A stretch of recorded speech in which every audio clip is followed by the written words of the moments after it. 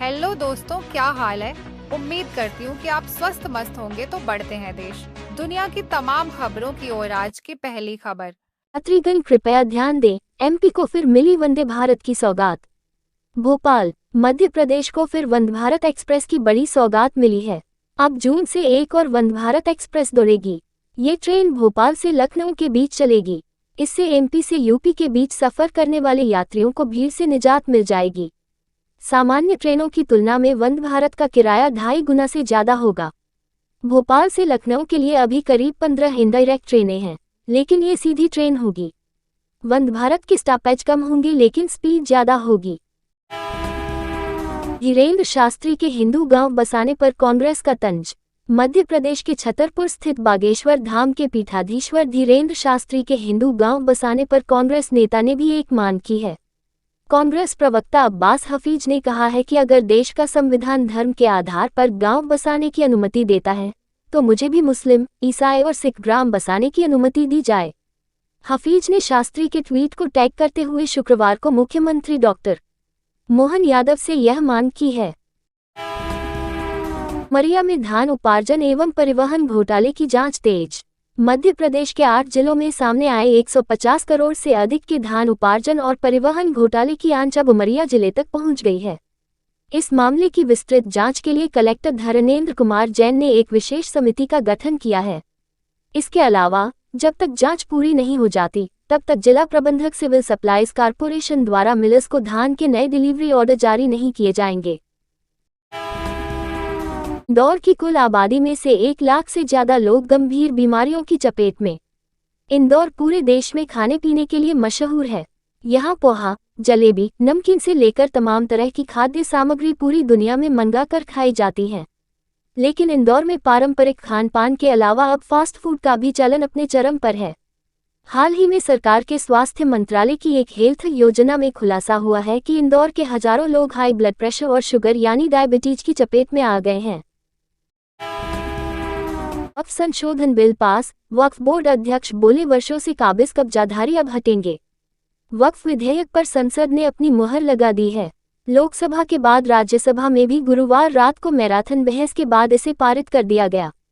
इस बिल के पास होने के साथ ही चारों ओर खुशियां देखी जा रही हैं।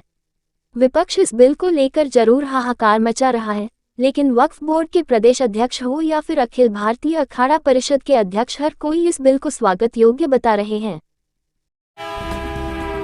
इंदौर का दवा निर्यात अमेरिकी टैरिफ की जद में नहीं। अमेरिकी राष्ट्रपति डोनाल्ड ट्रंप द्वारा भारत पर लागू किए 26% टैरिफ के बाद इंदौर क्षेत्र के उद्योगों में घबराहट नहीं है। क्षेत्र के उद्योग आने वाली स्थितियों का विश्लेषण करने में लगे हैं। इस बीच उम्मीद जता रहे हैं कि घोषित टैरिफ प्लान से भारत को नुकसान कम और लाभ ज्यादा मिल सकता है। पीथमपुर औद्योगिक संगठन ने तो टैरिफ नीति की तुलना ग्लोबलाइजेशन से करते हुए इसे आगे बढ़ने का नया मौका बता दिया है।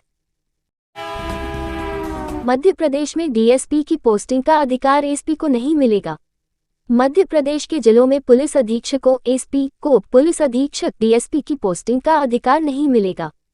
पुलिस मुख्यालय पीएचक्यू द्वारा भेजे गए इस संबंध में प्रस्ताव को सरकार ने वापस लौटा दिया है। बता दें, पीएचक्यू ने गृह विभाग को एसपी को जिले में डीएसपी और एसडीओपी के ट्रांसफर और पोस्टिंग का अधिकार देने का प्रस्ताव भेजा था। छिंदवाड़ा जल अभावग्रस्त क्षेत्र घोषित। गर्मी के दिनों में पेयजल की उपलब्धता सुनिश्चित करने की दिशा में शुक्रवार को छिंदवाड़ा कलेक्टर शीलेंद्र सिंह ने बोर खनन पर पूरी तरह से रोक लगाने का आदेश जारी किया है। जारी आदेश के अनुसार 15 जून 2025 तक या मानसून के आगमन तक जलाभावग्रस्त क्षेत्र घोषित किया गया है। जन सुविधा को ध्यान में रखते हुए नलकूप खनन के लिए अनुमति प्रदान करने के लिए प्राधिकृत अधिकारी नियुक्ति किया जाता है, जिनमें एडीएम छिंदवाड़ा शामिल हैं। एमपी में 8 वर्ष बाद होंगे 5 चरणों में सहकारी समितियों के चुनाव। भोपाल, मध्य प्रदेश में 50 लाख से अधिक किसानों की सदस्यता वाली प्राथमिक कृषि साख सहकारी समितियों के चुनाव 8 वर्ष के लंबे अंतराल के बाद अब होने जा रहे हैं।